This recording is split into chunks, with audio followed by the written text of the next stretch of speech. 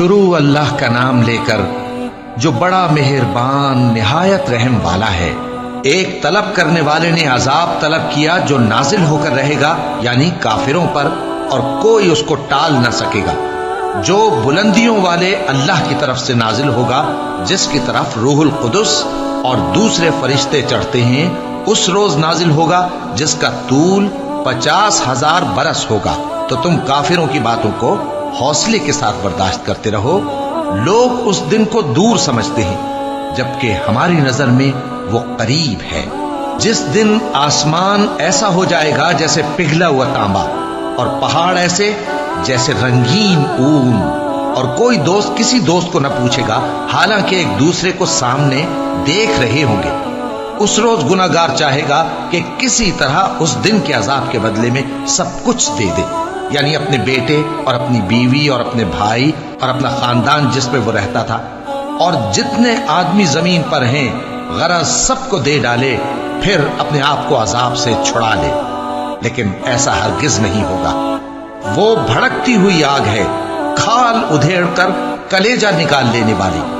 وہ ان لوگوں کو اپنی طرف بلائے گی جنہوں نے دین حق سے اعراض کیا اور منہ پھیر لیا، اور مال جمع کیا پھر سینت سینت کر رکھا۔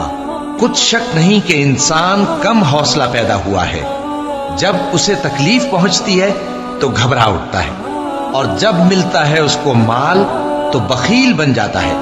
مگر نماز ادا کرنے والے جو نماز کا التزام رکھتے اور ہمیشہ پڑھتے ہیں، اور جن کے مال میں حصہ مقرر ہے، یعنی مانگنے والے کا اور نہ مانگنے والے کا، اور جو روز جزا کو سچ سمجھتے ہیں، اور جو اپنے پروردگار کے عذاب سے خوف رکھتے ہیں، بے شک ان کے پروردگار کا عذاب ہے ہی ایسا کہ اس سے بے خوف نہ ہوا جائے۔ اور جو اپنی شرمگاہوں کی حفاظت کرتے ہیں مگر اپنی بیویوں یا باندیوں سے کہ ان کے پاس جانے میں انہیں کچھ ملامت نہیں، اور جو لوگ ان کے سوا اور طریقے ڈھونڈیں تو وہ حد سے نکل جانے والے ہیں، اور جو اپنی امانتوں اور اپنے عہد و پیمان کا پاس کرتے ہیں، اور جو اپنی گواہیوں پر قائم رہتے ہیں، اور جو اپنی نماز کی پابندی کرتے ہیں، یہی لوگ جنتوں میں عزت و اکرام سے ہوں گے۔ تو اے نبی، ان کافروں کو کیا ہوا ہے کہ تمہاری طرف دوڑے چلے آتے ہیں، دائیں اور بائیں سے گروہ گروہ ہو کر جمع ہوتے جاتے ہیں؟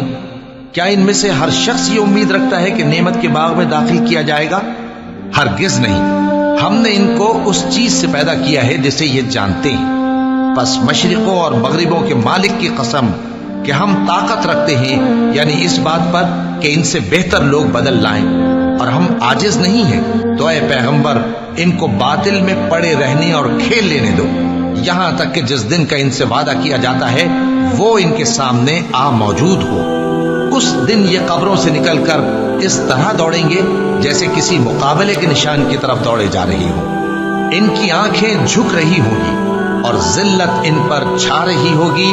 یہی وہ دن ہے جس کا ان سے وعدہ کیا جاتا تھا۔